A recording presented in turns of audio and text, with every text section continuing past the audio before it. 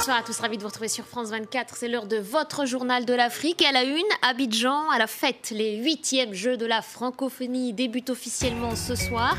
4000 athlètes, 53 nations représentées.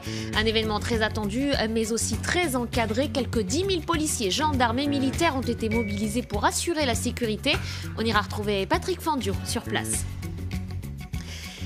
Il veut transcender les clivages qui rongent son pays. L'ancien chef de la rébellion, Guillaume Soro, a demandé pardon aux Ivoiriens et à Laurent Gbagbo. Il se dit aujourd'hui prêt à aller à la rencontre de l'ancien président à La Haye, où il est écroué. Et puis on vous propose cet été une série de reportages consacrés au mariage. Ce vendredi, on vous raconte l'histoire de Christine et Bonaventure. Elle est Tutsi, lui est Hutu. Ils sont les Roméo et Juliette du pays aux 1000 collines. Voici donc venu le jour J à Abidjan. Le coup d'envoi des 8e Jeux de la francophonie vient d'être officiellement donné. Plus de 4000 athlètes et artistes ont fait le déplacement. La ville va vivre au rythme des compétitions pendant 10 jours. On vous retrouve en direct sur place, Patrick Fondio. Bonsoir. La cérémonie bat toujours son plein.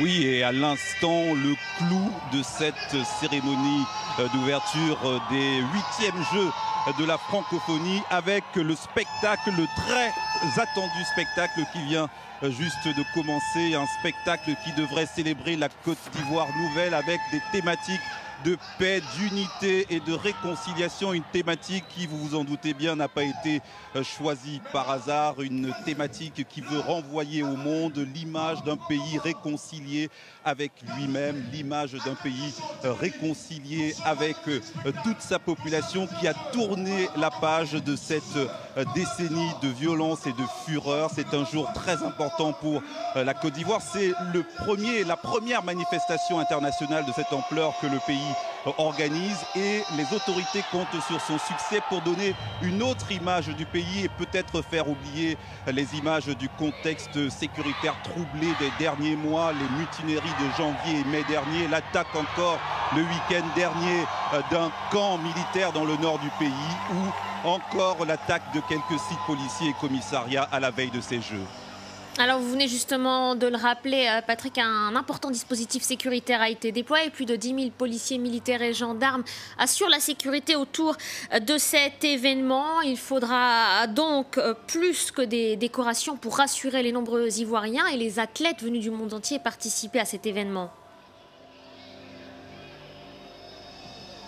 Effectivement, le dispositif de sécurité a été renforcé, notamment aux abords de cette arène qui peut contenir jusqu'à 45 000 spectateurs. Mais il semble que les autorités aient volontairement limité la capacité à 20 000 spectateurs, de manière à permettre aux forces de sécurité de filtrer le public et de protéger les quelques 7 chefs d'État africains et les personnalités étrangères qui sont arrivés ici. Dispositif renforcé également aux alentours du village des Jeux, où, malgré ce climat, les quelques 4000 athlètes de 53 pays qui participent à ces Jeux ont achevé une dernière journée de préparation finale à laquelle ont assisté nos envoyées spéciales Sarah Sisman et Marie Demarque. À quelques heures de l'ouverture des Jeux, au village olympique, les athlètes de 53 pays se mettent en condition. Échauffement, étirement. Et pour Tobias Meyer, numéro 2 du judo en Suisse, dernier combat avec son coach. On essaye de se préparer au mieux, normalement sur un tapis de judo. Le tapis n'est pas installé, problème de douane j'ai l'impression, mais bon, on s'adapte. Il y a un problème petit. Je ne pas parle très bien français. Justement, c'est le moment où les gens apprennent aussi le français. Rire pour parer au stress qui monte. Dès demain, top départ pour 10 compétitions sportives, 12 compétitions culturelles. Et même si l'esprit reste bon enfant, chaque équipe veut afficher le meilleur palmarès. Vive la Guinée! Il n'y a aucune équipe qu'on redoute. Aucune. La France, le Canada, aucune équipe. Vous êtes les meilleurs? Oui, on est les meilleurs. Merci. Pour se remettre d'un long voyage, certains profitent d'une petite séance de massage, histoire de bien détendre les muscles. On nous prépare pour la compétition. S'il y a quelque chose qui dérange un petit peu, bien, je travaille sur ça. En toile de fond, les forces de l'ordre veillent sur les 4000 sportifs et artistes. À quelques heures du début de la cérémonie d'ouverture, les abords du stade étaient complètement bouclés. Des militaires, mais aussi des secouristes. Toute la matinée, différents contingents continuaient d'arriver pour protéger quelques 20 000 personnes. L'idée, c'est d'abord de faire la gestion des foules, voilà, pour pouvoir parer à toute éventualité. Pour les cas de malaise, de détresse physique, d'accidents et tout ça. Ici, tout le monde espère que les Jeux se dérouleront sans accroc, dans un contexte qui reste troublé. Et en Côte d'Ivoire, toujours, les excuses de Guillaume Soro. Aujourd'hui, le pays a plus que besoin de pardon et de réconciliation. Je veux demander pardon aux Ivoiriens pour tout ce que j'ai pu faire. Voilà le message adressé par l'actuel président de l'Assemblée nationale.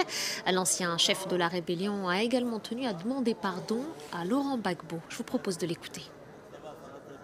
J'irai demander pardon et me réconcilier avec chacun d'entre eux spécifiquement. Même Gbagbo mérite que j'aille lui demander pardon. Je demanderai pardon à tout le monde. Parce que 2002, je suis un acteur important jusqu'à ce jour. Et je pense que ce dont la Côte d'Ivoire a besoin, c'est beaucoup plus de tolérance, de pondérance, de pardon, de réconciliation, de paix et de stabilité. Le Kenya se prépare à des élections générales dans 3 semaines. Le 8 août prochain, les électeurs seront appelés à désigner leurs représentants et leur président. En pleine campagne et candidat à sa propre succession, l'actuel chef de l'État organise dès ce vendredi un grand rassemblement à Nairobi. Vous le voyez sur ces images. Le scrutin opposera Uhuru Kenyatta au chef de file de l'opposition Raila Odinga, candidat pour la 4e fois à la fonction suprême. Lui aussi est en campagne. Le président mauritanien souhaite réformer la Constitution. Il convoque un référendum en ce sens. Il devrait se tenir le 5 août prochain. L'opposition dénonce pour sa part une mascarade et appelle au boycott de ce vote.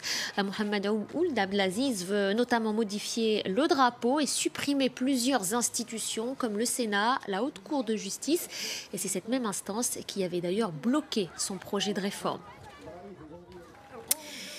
Nous vous proposons cet été, vous le savez, une série consacrée au mariage. Direction ce soir, le Rwanda. 23 ans après le génocide, la réconciliation a été érigée en priorité nationale. Mais pourtant, les mariages mixtes restent encore un tabou dans le pays.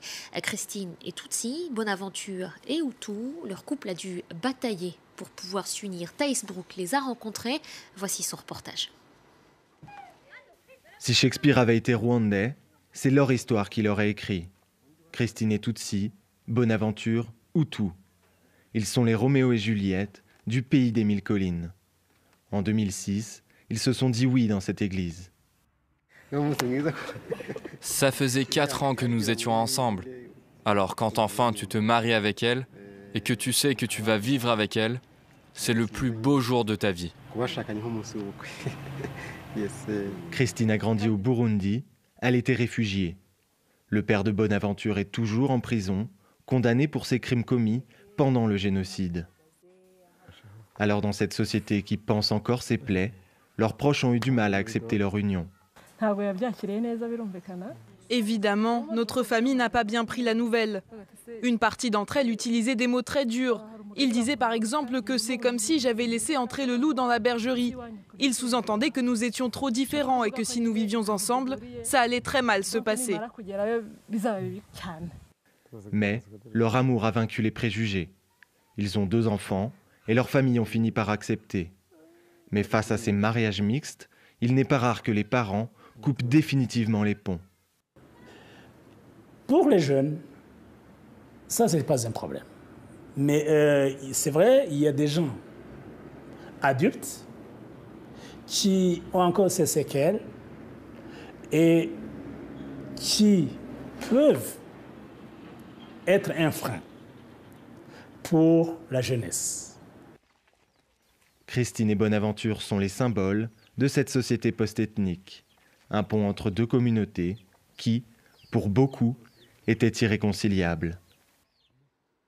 Allez, toute autre chose, le Nigeria convoité par la brasserie artisanale. Les grandes marques jettent leur dévolu sur les consommateurs réputés sensibles aux belles blondes. Depuis 2015, les ventes de bière ont même augmenté de 5% par an. Mais depuis peu, une nouvelle venue fait fureur sur le marché. Simon Harding nous en dit plus. Un pub dans une banlieue d'Abuja. La plupart des clients ont l'habitude de boire des bières importées de l'étranger, comme l'Amstel, la Stella ou la Guinness.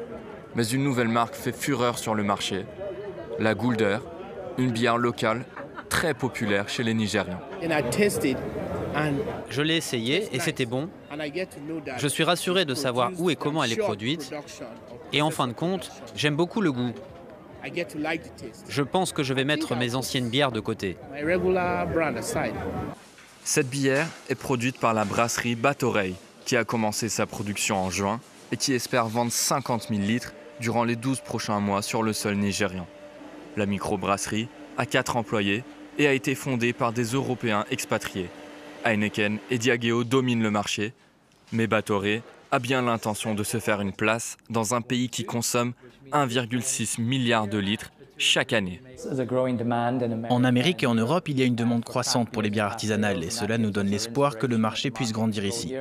C'est très satisfaisant de voir que les Nigérians aiment notre bière. C'est pourquoi on a décidé de tenter le coup et de construire cette première brasserie ici, au Nigeria.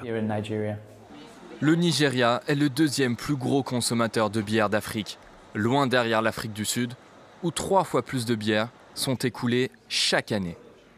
Et voilà, on va refaire un petit détour par Abidjan, si vous le voulez bien, où la cérémonie d'ouverture des 8e Jeux de la francophonie bat toujours son plein. Quelques images à vous reproposer, voilà, en direct.